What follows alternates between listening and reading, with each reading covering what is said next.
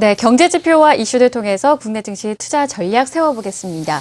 BS투자증권 리서치센터 홍순표 부장 나와 있습니다. 안녕하세요. 네, 안녕하세요. 네, 중국의 전인대가 오늘부터 개막을 하게 됩니다. 이제 중국 정부는 그동안 내수 신장을 꾸준히 목표로 제시를 해왔었는데요. 과연 소비가 이 중국 경제 성장의 중심이 될 수 있을까요? 예, 사실 지난 2008년 글로벌 금융위기 이후에 중국의 경제 성장 동인은 분명한 변화가 있었음을 확인할 수가 있습니다. 네. 지난 2009년에 명목 기준으로 중국의 GDP, 그러니까 국내 총 생산은 35조 위안을 기록을 했지만 2008년 글로벌 금융위기의 여파로 GDP 성장률은 2008년 18.5%에서 10%대로 크게 내려가는 둔화되는 모습을 보인 바가 있습니다. 그리고 2010년에는 고정자산 투자를 중심으로 한 총 투자가 중국 GDP 성장률을 높이는데 기여를 했지만 2011년 들어서는 GDP 성장률에 대한 기여도는 낮아지는 그런 추이를 보여주고 있습니다. 반면 2010년에는 중국 GDP 성장률에 대한 기여도가 총 투자 부분보다 낮았던 민간 소비가 2011년에도 견조하게 추이하면서 중국 경제의 성장을 주도하는 모습을 보이면서 2008년 글로벌 금융위기 이후에 달라진 모습을 보여주고 있습니다. 2011년 또 민간 소비 같은 경우는 17% 정도 증가하면서 중국의 GDP 성장률인 15.6%를 상회한 것으로 나타났고요. 물론 작년 중국의 지출별 명목 GDP는 아직 집계가 되지 않았지만 작년 산업별 명목 GDP 성장률이 전년 대비 8%포인트 줄었던 데 반해서 소비 지출 증가율이 GDP 성장률의 감소폭보다 적은 0.6%포인트 정도 감소한 점을 감안한다면 작년 역시 중국 경제 성장에서 민간 소비의 안정판 역할은 이전보다 강화되었을 것이라는 유추를 충분히 해볼 수 있게 해주고 있습니다.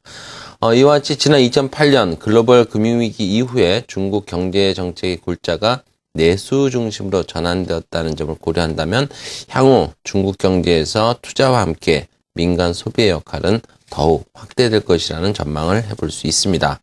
일단 오늘부터 개최될 전인대를 통해서도 소비의 향후 확대를 위한 정책이 제시될 가능성이 높다라고 볼 수 있습니다.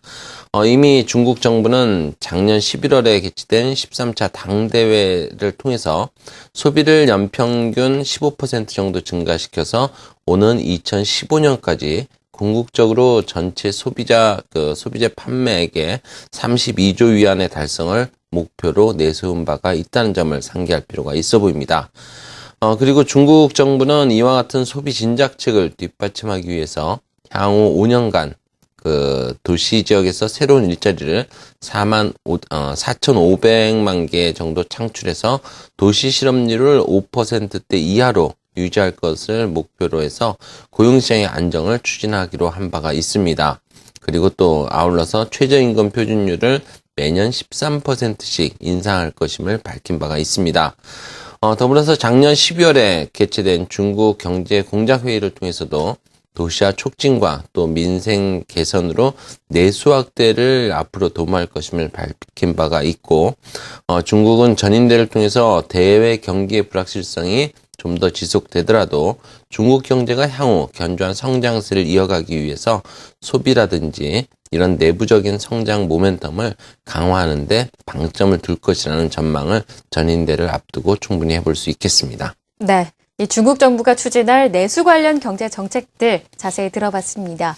한편 지난 1일엔 중국 정부가 부동산 규제 정책을 내놓으면서 어제 중국 증시 급락세가 나오기도 했는데요. 앞으로 이 부동산 규제 정책을 더 강화할 가능성에 대해서는 어떻게 보시나요?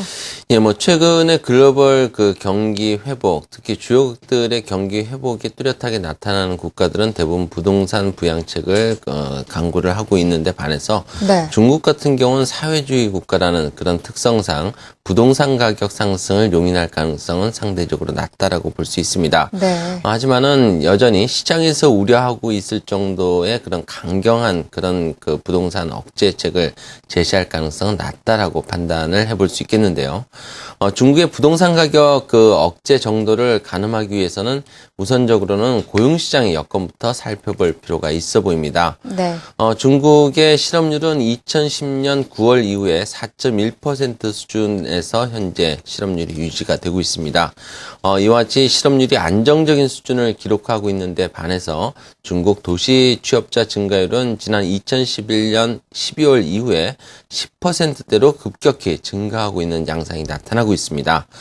이와 같이 중국 도시 취업자 증가율의 급증은 중국의 도시화율 제고 정책에 따른 것이라고 어느 정도 유추를 해볼 수 있을 것 같습니다.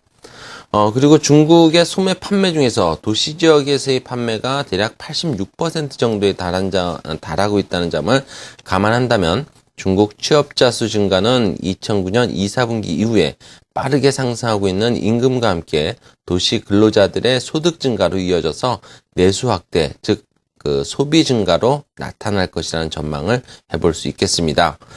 작년 3, 4분기 현재를 기준으로 봤을 때 도시 노동자의 총 임금이 2009년 2, 4분기 대비해서 대략 170% 정도 급증을 하고 있습니다. 네. 도시 노동자 임금 상승률의 경우에는 정책 당국의 정책적인 유도로 물가 상승이 가시화되기 전까지는 좀 더 유지될 가능성이 있다라고 판단이 되고요. 임금 상승과 도시 취업자 증가에도 불구하고 작년 이후에 소매 판매 증가율이 둔화되고 있다는 점도 아울러서 주목할 필요가 있어 보입니다. 이런 부분은 역시 중국 정부의 부동산 가격 안정 정책 영향에 따라서 부동산 가격의 하락, 더불어서 자산 가격의 하락에 따른 것이라고 어느 정도 유추를 해볼 수 있게 해주는 대목입니다. 다만 부동산 가격 증가율은 작년 1월부터 11월까지 누적된 수요가 12월부터 해소되기 시작하면서 올해 1월에 드디어 이제 상승 반전을 시도하고 있는 모습을 보여주고 있습니다. 부동산 가격 안정 정책은 앞으로 중국 정부가 추진하게 될 도시화율 제고 목표와는 부분적으로 상충되는 대목일 수도 있는데요. 도시화율 제고는 곧 도시 유입 인구의 증가고 이런 부분은 도시 지역의 주택 수요 증가로 이어지기 때문이라고 볼 수 있습니다. 도시화율 제고와 부동산 가격의 안정적인 상승 흐름이 중국 정부의 내수 확대 정책과 또 일정 부분 맞닿아 있다는 점을 고려한다면 중국 정부가 향후 부동산 시장에 대해서 현재 시장에서 우려하고 있을 정도의 과도한 그런 제약을 가하기는 현재로서는 좀 어려운 상황이라고 이해를 할 수 있습니다. 중국 정부는 도시 근로자들의 소득이 주택 구입으로 인해서 지출로 연결되지 못하는 가격 수준을 분명하게 경계를 할 것으로 예상이 되고요. 네. 이와 더불어서 적정 수준의 상승은 어느 정도 용인할 가능성을 열어둘 필요가 있어 보입니다. 네.